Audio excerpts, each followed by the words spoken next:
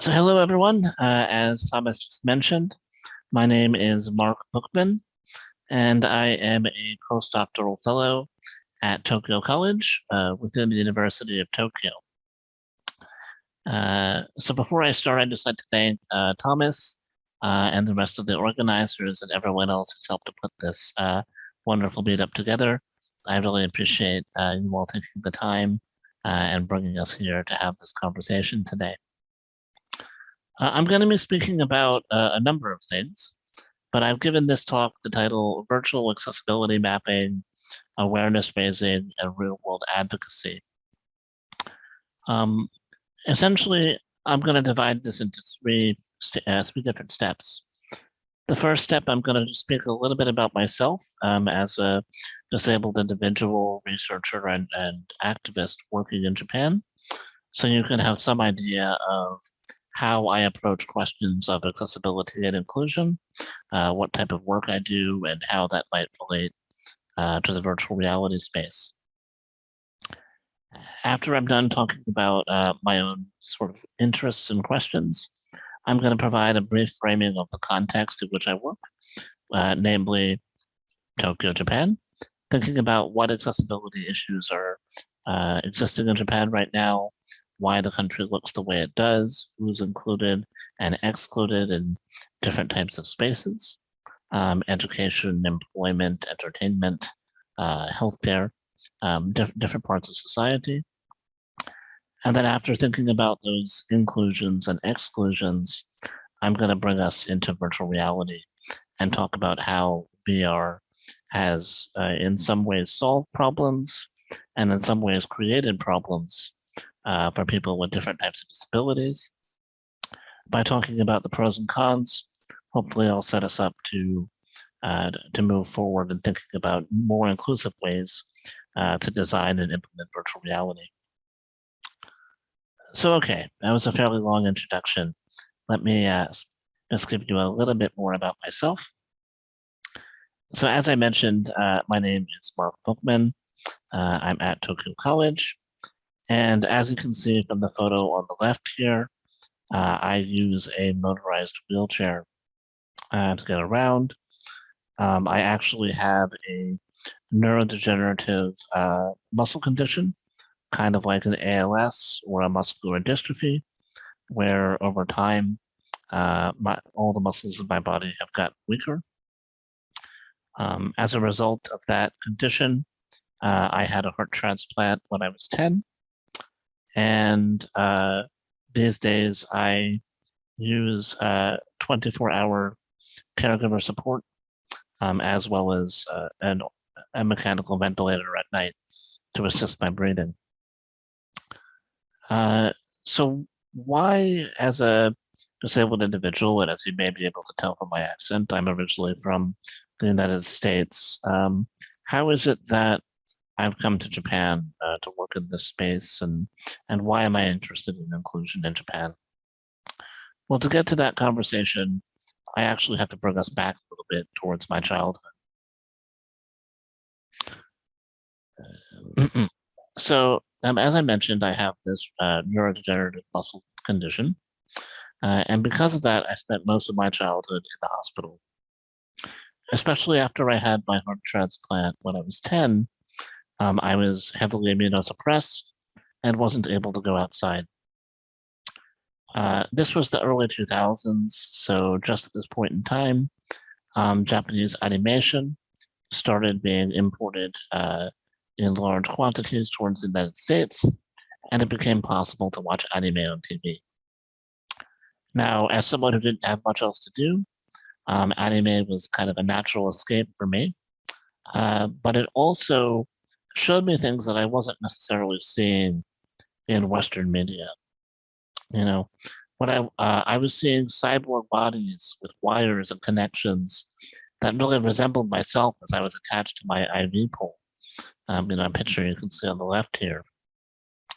And really recognizing myself in Japanese anime more than I did in American cartoons, I developed a fondness for it, decided that one day I was going to travel towards Japan.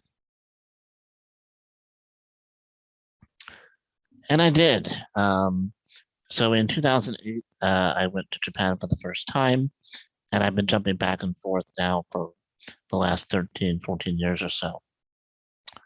Um, I thought that I was going to be encountering a culture that was very technologically advanced, that had, cyborgs and the anime culture that I experienced on TV, kind of embodied in its architectural and infrastructural frameworks.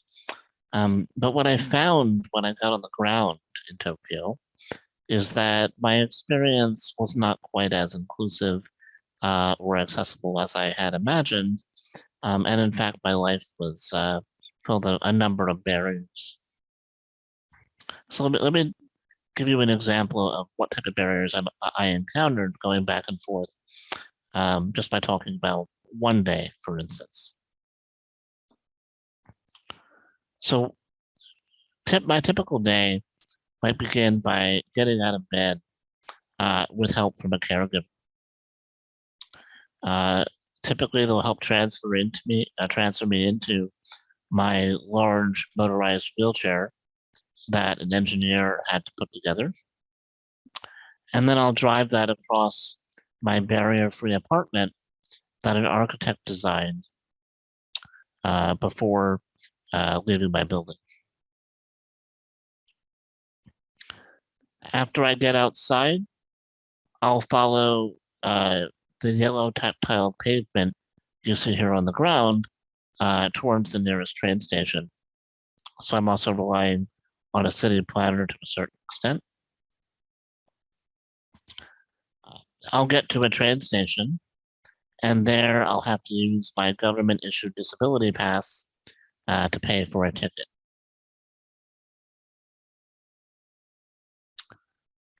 After paying for my ticket, I'll then go down to the platform and have a station attendant pull out a ramp for me so that I'm able to take my wheelchair onto a train. And finally, after disembarking on the other end, I'll make my way towards my destination.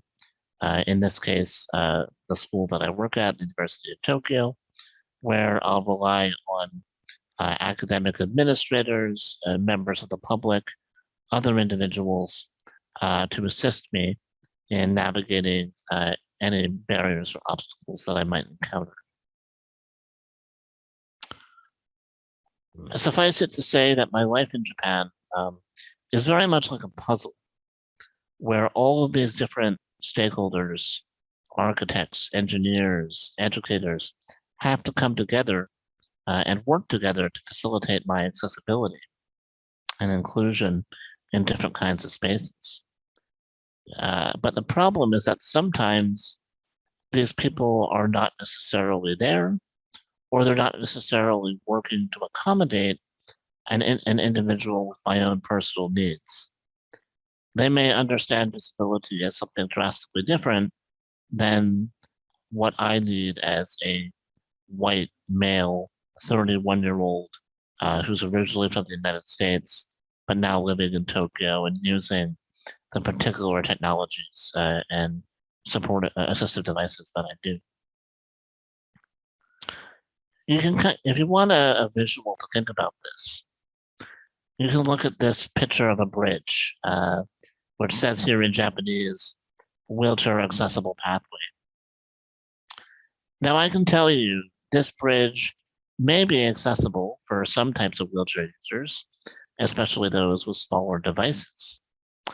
But for a big wheelchair user like myself, the curve in the middle of this bridge is very, very narrow. There's no way that I would be able to safely cross this. In fact, I would end up in the water pretty easily. So the question here is not just, why was I encountering barriers to accessibility, but who is Japan's accessibility designed for? Is one question that I was particularly interested in or brought to research through my own lived experiences in the country. And, I realized, of course, even if this was coming out of my own experiences, I was not the only individual affected by what you might call Japan's politics of accessibility. There are many groups of people, disabled, women, children, older persons, who are also in need of certain types of accessibility, who are being excluded from Japan's landscape because we were designing for some people or coordinating for some people and not others. So I was interested in their experiences. Who was left behind inside of Japan? And indeed, it wasn't just a Japanese problem that I was interested in. I realized pretty early on that Japan was importing its assistive devices, its accessibility standards from international sources. So Japan was learning about accessibility from places like the United States, the United Kingdom, Australia. And just as Japan was learning from these places, Japan was also exporting its accessibility devices to these places. So caregiving robots built in Japan being sent to Germany, or accessible train systems being built in Taiwan, toilets in Rwanda, all coming from Japanese design that may have accommodated a local population, but may not have accommodated a global population, or vice versa. I was really interested in Japan's role in shaping global accessibility. Because if I was experiencing barriers inside the country, I could only imagine what it looked like for people outside of it. So these are the topics that I became interested in. Who does Japan accommodate locally? How does it affect global accessibility? And it's in this context that virtual reality really started to interest me. Because of course, who gets to make virtual reality and how it gets used in the Japanese context is going to affect who it benefits and who it leaves behind in other cultures as well. And likewise, innovations in virtual reality from overseas are certainly going to affect the way it's used in Japan. So today I'm going to be thinking a little bit about what does Japan's accessibility look like? How does that affect who makes decisions around what VR should look like, how it's used, who it's used for, and how does that inform my understanding as both a researcher and an activist around the types of ways we can use VR to make up for any gaps in the system. So let's move to the history of accessibility in Japan for just a minute. You know, I'm trained as a historian, so I want to bring us through some of the recent developments in accessibility so we can understand just how VR is being implemented right now. I have here just the title of a book that I'm writing, Disability Publics Making Accessibility in Modern Japan. For those interested, I have written a 150-year history of accessibility. I don't have the time to walk us through all of that today, but I'm going to take us through just a brief segment, the last 20 years or so we can contextualize developments in virtual reality and how it's being used. So I suppose the first thing you need to know about accessibility in Japan is that the country passed its first laws mandating access to public transportation, for instance, in 2000. You know, before that point in time, everything was optional, and therefore many places did not have accommodations like ramps, elevators, handrails. Different types of barrier-free architecture was not that common in Japan. But once the transit system became accessible in 2000, and that was a product of decades of activism by not just disabled people, but older persons, parents with small children who needed strollers, different groups who also needed accessibility working together. When Japan finally did create access to transit, it's as if the floodgates were opened. You can imagine If you can get a wheelchair user onto a train, well, then all of a sudden their destination has to have more pressure on it to become accessible. So a school might become more inclusive. And then access to education means that you might be qualified for employment. So the job sector starts changing. If you have employment, then you have money. You can spend that on entertainment. If you're able to get entertainment and employment and education and navigate a built environment, well, then you're able to live, and maybe you need healthcare to support that lifestyle. So we're seeing transformations in different sectors of society throughout the early 2000s. And as this pressure blossoms and grows, we're also seeing new laws passed to mandate accessibility in other parts of society. So not just train systems, not just bus stops, but also government offices, hospitals, schools, etc. In theory, this all sounds great, but in practice, there's a number of implementation issues. Having the laws itself is not enough. Typically, the places that accessibility devices or features are being installed, let's say ramps or elevators, for instance, those places are old. So most of the accommodations being installed are retroactive.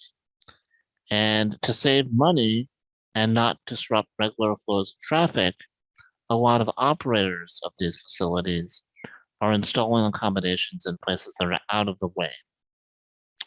So if you put an elevator at the very far end of a train station, you're technically meeting a legal requirement in the early 2000s, but that doesn't necessarily mean that it's usable.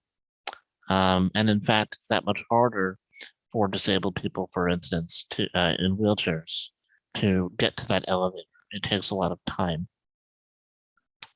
And this is compounded by the fact that you have multiple people having to share that elevator. It was created out of this group pressure from so many users. So it's not just one wheelchair user waiting for one elevator at the far end of the train station. It's them waiting alongside old people and bicyclists and parents with small children, all of whom need that elevator. So suffice it to say, these cost-cutting measures made it so the accessibility was not that useful in the 2000s. And accordingly, many people were left behind in the process. I remember the first time I traveled to Japan in the late 2000s, I would have to wait, half an hour to get a train because I needed to wait for an attendant to pull out a ramp for me and help me get on board, and that would take time. And that half an hour, while it's since been reduced for a number of reasons, would also make me late to my destination. And it wasn't just affecting me, it was affecting everyone around me. The people who supported me, my caregivers, were also inconvenienced and delayed because I was delayed. And the people who relied on me, the students in my classes or my colleagues at work, they also weren't able to engage with me. So we all lost out in that process. This was a problem, but it became a really, really big problem when Japan had its earthquake, tsunami, and nuclear meltdown in March of 2011. So for those who don't know, Japan had this big incident. It's known as the triple disaster, where many people had to rapidly escape and go to shelters. But of course, if the environment was not accessible, then disabled people could not necessarily get out of their homes in time. If they could get out of their homes, well, then maybe they would get to a shelter and the shelter wouldn't have the right type of accommodations. So it might not have a barrier-free toilet. It might not have the right type of medicines. It might not have handrails. And even if they found an accessible shelter, it wasn't necessarily the case that they would be able to raise non-disabled people with who didn't have the same accessibility needs back into the cities to get food and water and medical supplies because of panic buying. So when Japan had this disaster, um, disabled people were disproportionately affected by it. And in reality, roughly 25% of all deaths linked to this moment or have been identified as disabled individuals. So the Japanese government was very heavily criticized domestically and internationally for failing to help some of its most vulnerable citizens, and as a result, passed a number of laws in the early 2010s to try and deal with this problem. So in 2013, Japan passed the law for the elimination of discrimination against persons with disabilities. And in 2014, the country ratified the United Nations Convention on the Rights of Persons with Disabilities. These were new legal frameworks that were not based just around accessibility, but rather on usability. They were designed to eliminate discrimination and make sure that whatever inclusive practices we adopt, we're actually helping the people we're aiming to help. But of course, just having these laws alone was not enough. The government and the activists behind them still needed a practical vehicle to make sure that different members of the public would buy in, to make sure that the business sector and education sector and different individuals in different parts of society would actually enact and enforce these laws. But thankfully, just as they were coming about, there was another major development in Japan. And that was that Japan won its bid for the Tokyo 2020 Olympic and Paralympic Games. So when Japan won its bid in 2013, there was an opportunity here to use the pressures of the games, both international pressure of being witnessed and domestic pressure for social change, to really enact this new legislation. And tied to the games, we did see a number of changes in Japan. So one of the things we saw was a number of hard accessibility upgrades. By hard, I mean infrastructure, where you used to need a ramp to get onto a train. Maybe that train station was rebuilt, so now you no longer need that ramp. Where there wasn't an elevator in a school, we're going to install an elevator to make sure that space is more accessible. So we saw these sort of built environment changes in the 2010s. We also saw a number of soft changes. And by soft changes, I mean educational initiatives or awareness raising projects to call attention to not just the importance of accessibility, why we need ramps and elevators and handrails and things like that, but also how those devices ought to be used. So we saw government programs and advocacy organizations starting to organize classes around, not just why we should build an elevator, but why disabled people ought to be prioritized when using that elevator. We saw the incorporation of what could be called education on a barrier-free mindset, kokoro no barrier-free in Japanese. And that barrier-free mindset education was made compulsory in middle and high schools, public middle and high schools inside of Japan. So there were also these awareness raising initiatives. And in part because we had these hard changes and these soft changes, we had a number of transformations in consciousness among different stakeholders in the public and private sectors.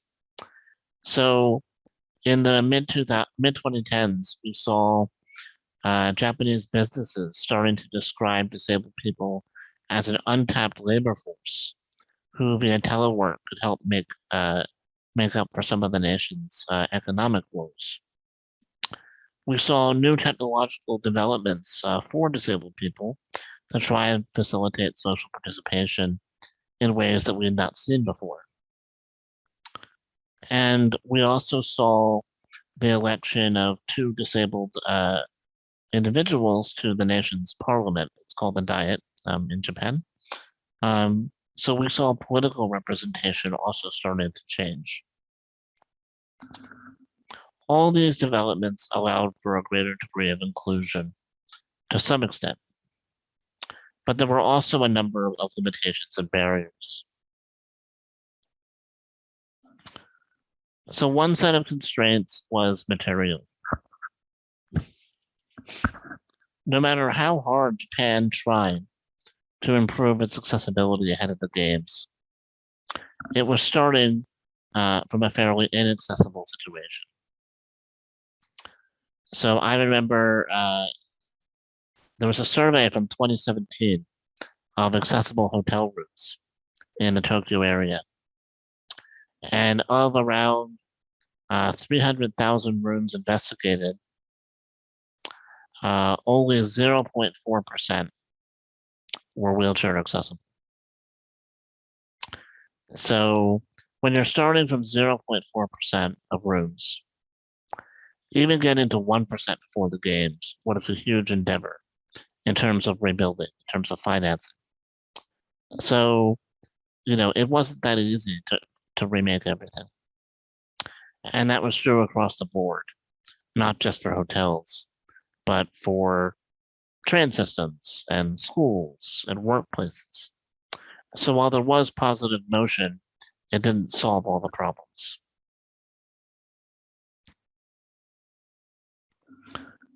Another set of issues was tied to human labor constraints. So you might think that if we can't fix all the barriers in the built environment, maybe we can get humans to help each other. Maybe someone can carry my wheelchair or pull out that ramp for me. But Japan has the world's fastest aging population. Roughly 30% is over the age of 65. And because of the decline in birth rate and the shrinking labor force, it was often very difficult to find people to help in situations where assistance might be needed. There wasn't necessarily someone there to pull out a ramp at a train station. In fact, roughly 50% of all train stations in Japan operate without personnel.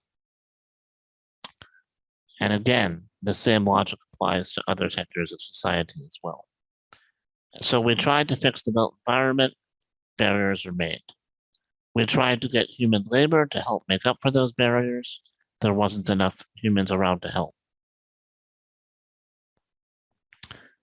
And all of this is compounded by awareness issues. At the end of the day, these laws are relatively new.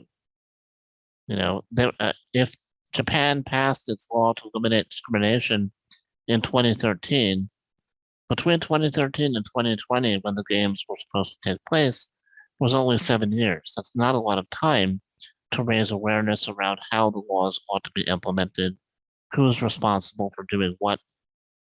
And there were a lot of gray zones.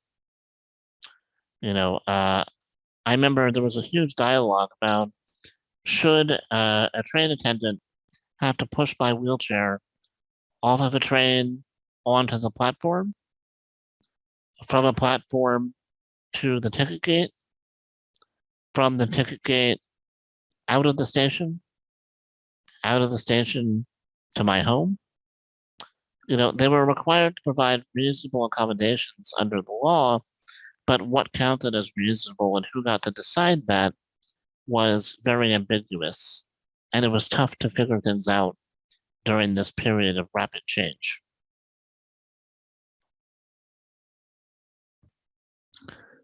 And this really was all exacerbated when COVID broke out in 2020. So COVID postponed the Olympic Games for a year, but it also made all of these material constraints that much more difficult. Construction projects stopped amid concerns about safety. Human labor constraints also became that much more severe. Disabled people didn't necessarily want a home helper or someone in public to help them get around if that meant increased exposure to infection. And likewise, individuals who would help them weren't necessarily inclined or wanting to work in physical proximity to disabled individuals because of that fear. Awareness issues were made that much more difficult to parse because when you add the complexity of ever-changing social distancing policies on top of these newly introduced accessibility laws, it's very difficult to figure out what we ought to do and for whom. So a number of people, many people actually, fell through the cracks when COVID broke out. But the Olympics provided an opportunity to showcase their problems on the global stage. Japan had a chance to learn from other countries that came from the games around how they've resolved a lot of these issues with barriers in the built environment, human labor constraints, ways to fix accessibility. So Japan learned from abroad, and likewise, Japan also was able to teach other cultures what had worked, what had done well. So there was an exchange of success stories and cautionary tales at the Olympics that really allowed Japan to start leading conversations on the global stage around which ways accessibility can go, should go, must go. And this is where VR comes into the picture. I apologize for keeping you waiting so long. Virtual reality is held up in these global conversations as one of the ways to fix many of the barriers and problems inside of Japan. So if we think about remaining barriers in the built environment, one way that VR has been used is to allow people to go on virtual excursions before they head outside. We can have wheelchair users or people with different types of impairments go to a destination, survey it, and say, oh, you know what? I need this type of accessibility. I want that thing. And they can help engage in the rebuilding of these different types of facilities without ever having to actually be there in person. So there's a greater degree of participation in rebuilding the built environment. Another way that VR has been used is for educational purposes. We've seen VR allow for remote education, individuals to sit in classrooms and take course materials from hospital beds in ways that they might not have been able to do beforehand. So we've seen it as a learning device. We've seen virtual reality for employment training and making sure that disabled individuals are able to perform the tasks required of them to engage effectively in the workforce in multiple types of venues.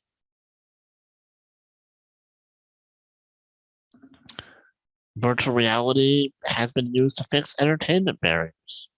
So if I can't get into an arcade, well, maybe I don't need to. If I can play on my Oculus headset or my whatever device I want to use. Entertainment has been changing with virtual reality in Japan as well.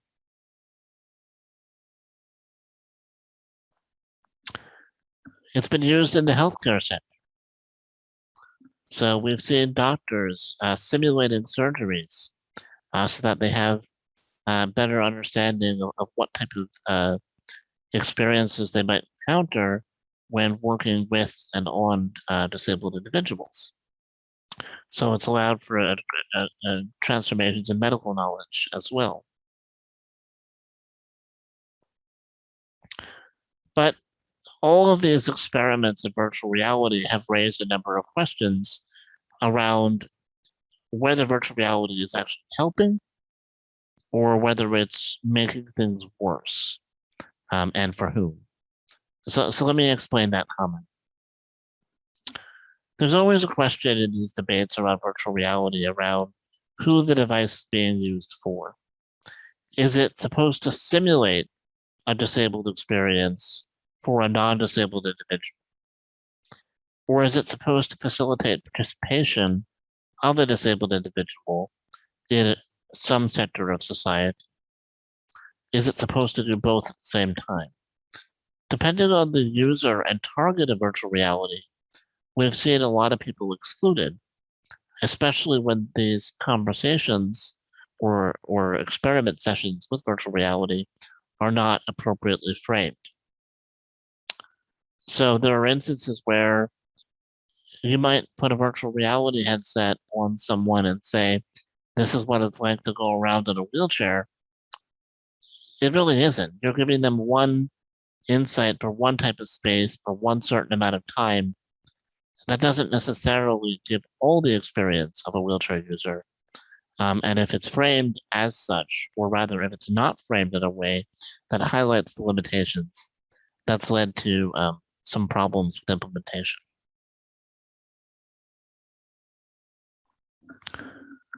And this raises a question around how VR ought to be designed and who should design it. If we need to make sure that there's appropriate framing of how virtual reality is being used, to make sure that if we're using it for education or employment, that we're showcasing who the device will help, that we're thinking it proactively about who's going to get left behind and working to include them. There's a question around how to build more inclusively. And the answer to that has been to crowdsource and to focus on co-development to make sure that disabled people are involved in the design process. But that's been problematic as well, in part because there are so many remaining barriers. How do you contact disabled people to make sure you have adequate representation in that design process? Do you know how to get a hold of someone like myself, not as an expert, but just as a American wheelchair user living in the middle of Tokyo? Maybe the government or maybe the tech industry working on these projects hasn't thought about my involvement, and they don't know how to contact me or others like me. So this is a question. And of course, another big problem is even if you can get the involvement of disabled people in the design process, you can't necessarily fix barriers in multiple sectors of society at the same time. So if the architect using virtual reality to talk about the environment is thinking about accessibility one way, and the educator using virtual reality to talk about education is thinking about accessibility another way, and they don't coordinate, then the end result can be kind of like that bridge I showed at the beginning of this presentation. They've thought about one type of individual or one type of space, and they haven't coordinated to make sure all the pieces of the puzzle come together so folks get left behind. And this type of coordination, as I mentioned, must occur locally, but also on the global level, because Japanese innovations in VR are being exported overseas, and overseas innovations in VR are being exported or imported to Japan. So what do we do to fix these problems? How do we create a more inclusive VR experience, or at least frame how VR could be used in a more inclusive way. Well, I'm going to give us one way that I think virtual reality can be used to facilitate better access and inclusion for more people. Again, I'll reiterate that I'm trained as an academic. I work in academic spaces. I think as a historian. So one space that I'm particularly familiar with and that I think has a real privileged opportunity here to make a change is the university. The university is a space where current and future leaders in all types of disciplines, current and future architects and educators and people working on technology are all coming together in a classroom to talk about issues. It's a space where interdisciplinary and inter-industry collaboration could happen in ways that it doesn't happen outside in many cases. And because of that, it also provides a really good space to think about virtual reality. Because it shows us from each of these students' perspectives, each of the research disciplines' perspectives, how VR is being used, where the gaps are, and how we can talk across divides to make sure that those gaps are eliminated. So when I teach about virtual reality in my classrooms, one of the things that I do is I put it on. And I show my students just how difficult using virtual reality can be. So when I put on virtual reality, I show my students, look, I have trouble moving my arms around. I have trouble effectively moving my head with the device on. Just because we're saying that virtual reality is fixing accessibility problems, if as a wheelchair user, I can't effectively, participate in those projects, the exclusion of my voice is going to matter down the road for many people, right? So we have to, I show them how the device can create physical problems. But in addition to the material constraints of how to use VR, I also engaged in a number of awareness raising projects in the virtual world to showcase barriers to access and inclusion. So to give you an idea of what a virtual reality classroom experience might look like, I'm going to share a quick video that I put together with the help of Thomas and Jolie a little while ago. So I believe, Jolie, you have the video queued up. If you'd be so kind as to share that now, so we can show everyone here how I might use virtual reality in a classroom setting. Go ahead, Mark. We have the fact that this chair can barely get in this door. We'll show that once you're inside this room, the shower's too small. My chair can't get in there. And likewise, the toilet is way too short. There's no way that I'm going to be able to transfer onto that and get back onto that. And there's a step up into the bath, which means that I probably won't be able to transfer into that either. So again, you just have the ability of showcasing how, as a wheelchair user, I'm able to go some places and not others.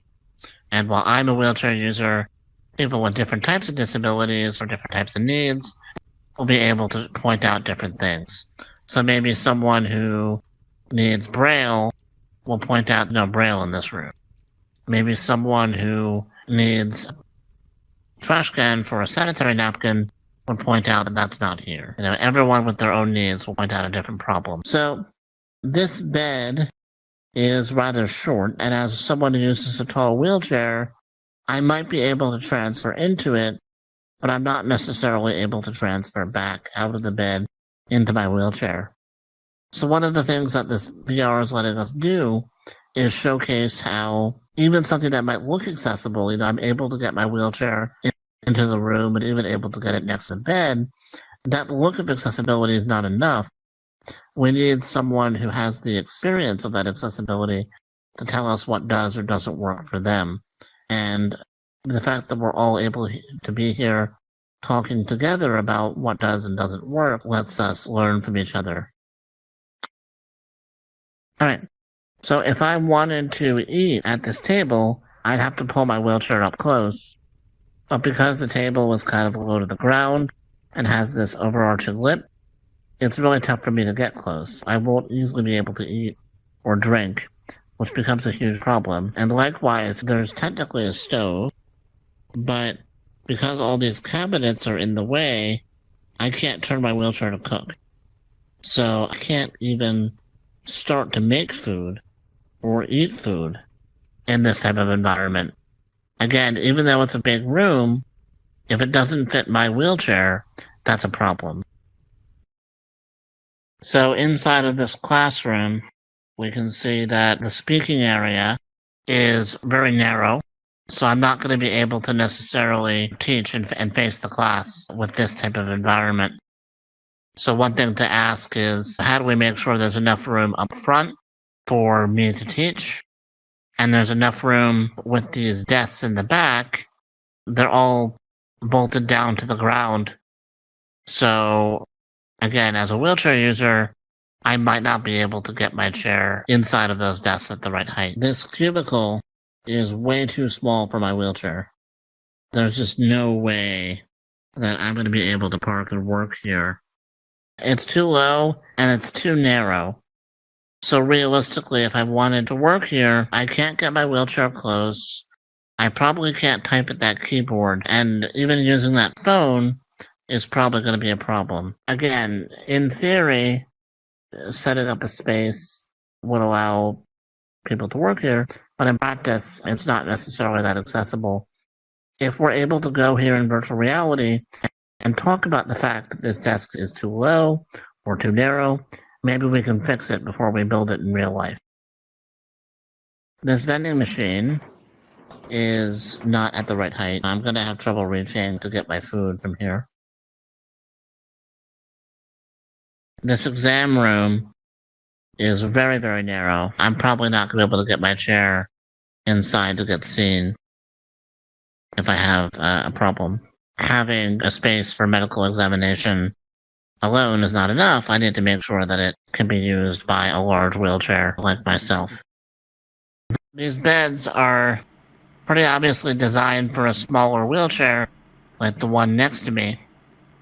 That might be fine if you need to get to and from that wheelchair. But again, if you're in a big device like the one that I'm in, that's going to be a problem. We need to make sure that things are adjustable. And I just want to reiterate the fact that I'm showing this from a wheelchair user's perspective lets us see some barriers.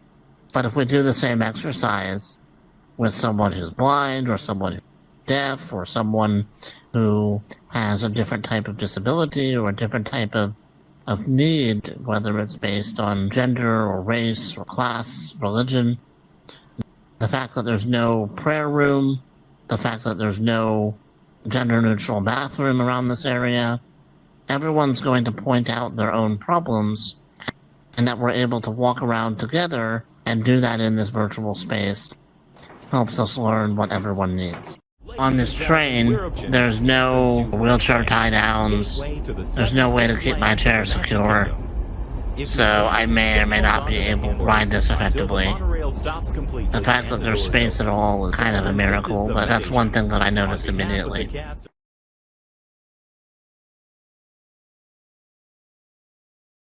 I can't go into the stores over on this way or this way. They don't have ramps. Even if I'm able to get into a amusement park, I'm not necessarily able to enjoy it.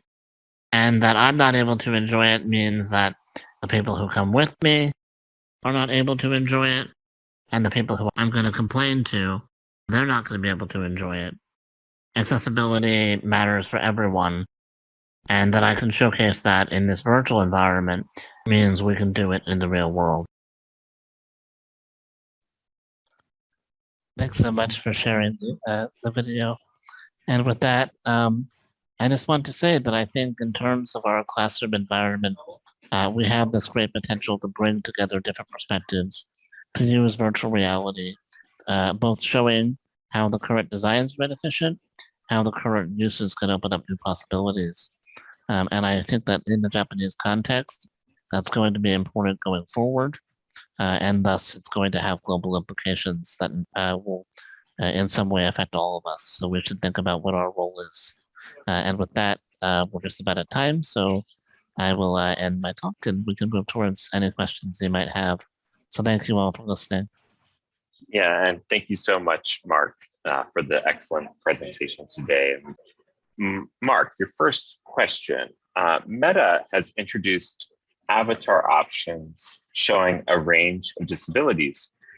They say it's designed to allow people with accessibility needs to better express, but none of them physically behave as realistic as your demo. Like, what's your opinion on, I guess, the avatars with disabilities and then also like the behavior or animation of avatars with disabilities? Thank you very much for the question. To be honest with you, I had to look really hard to find an avatar that I would be able to use to virtually represent my disability. And in the end, I couldn't find one. So I actually had to turn around to one of my programming buddies and say, hey, can you build something for me? The fact that I had to put in that amount of time and energy and effort, resources, just to produce a model that remotely resembled my real life experience is telling. Not only telling of the fact that it's very difficult to represent any amount of diversity, but also that even after all that, the functionality of the model is still limited as a problem. So I think, and this comes back to something I mentioned during the talk, which is we need to have more disabled people involved in the design process, not just of the virtual reality device, but rather of the applications and its software as well. So I suppose the short answer to your question is, I think there are many limitations that still need to be overcome. So we need to work together to make sure that we're moving in the right direction and allowing for more diverse representation. Awesome, and thank you, Meryl, for sharing. So Mark, getting lots of great feedback from YouTube, and Meryl's sort of pasting in all of the compliments coming in from YouTube for your presentation. So thank you, everyone, for your kind words. I'm going to go to the next question from Mark, which was, I think I'm trying to interpret the question, but I think the demonstration that you had, are the VR mock-ups that you demonstrated of a specific room or recreated? Maybe more of a background on what you were showing in the demos. Sure. So thank you so much for the question. Honestly, the rooms that I picked were picked just based on their relationship to a type of space. So I went looking for a space that would represent home, a space that would represent school, a space that would represent work. But in reality, the experiment that I showed could be conducted in any virtual world with any amount of people for any reason, really. If we go to, I know that in VR chat, the application that I had used, there's a world based on Pandora, the Avatar planet from James Cameron's film. If we went there, we could also do an accessibility audit of Pandora. So I think it's less about the individual spaces we pick and more about what we're trying to showcase inside of them. But with that said, since I was trying to emphasize these spaces of home and education, that's why I picked the worlds I did. But thank you for the question. All right, and last question for you while we're on the live call. And again, reiterating, if people want to join us in the hub space, please check on YouTube or our meetup page. We've provided a URL to join us in that space. But last question for tonight or today, Mark, did the appearance of stairs in VR give you a sense of anxiety would you, if they behaved simply as ramps, remove that association? Or I guess this is an interesting conceptual question around like virtual design and then like how it operates inside of technology. That's a great question. Thank you. And my answer to this is a little bit mixed. On the one hand, I find stairs in VR to be almost amusing because they operate as ramps in many cases. I can take my wheelchair, straight down and straight up a staircase in ways I can't do in reality, which for me is kind of fun and ironic and makes me laugh. But with that said, I also recognize that it has serious potential for misinformation and for causing awareness issues. So let's say, for example, during the teaching process, I showcase my wheelchair going down a flight of stairs, and someone in the room gets the idea that, oh, wheelchairs can just go downstairs. That's fine, no problem. We can do that in real life too. That might be a concern. So there's a real issue around how do you navigate the potential for bad messages inside of VR as well as good messages. How do we make sure that we're communicating authentic or accurate understanding of the barriers that we're showing? And I think when it comes down to that question of authenticity, again, the key is getting as many disabled stakeholders or as many people who need accessibility involved in these programs to showcase just what does or doesn't work for them. So there's a brief answer to your question, but I'd love to continue talking about it at some point if you like later on. Thank you. Mark, is there a good way to contact you? Is there a preferred way to contact you? Yeah, so if you go and look for my website, bookmanresearch.com, you'll find my contact information on there. Thank you, everyone. And thank you, Mark, Bookman especially. Thank you, everyone.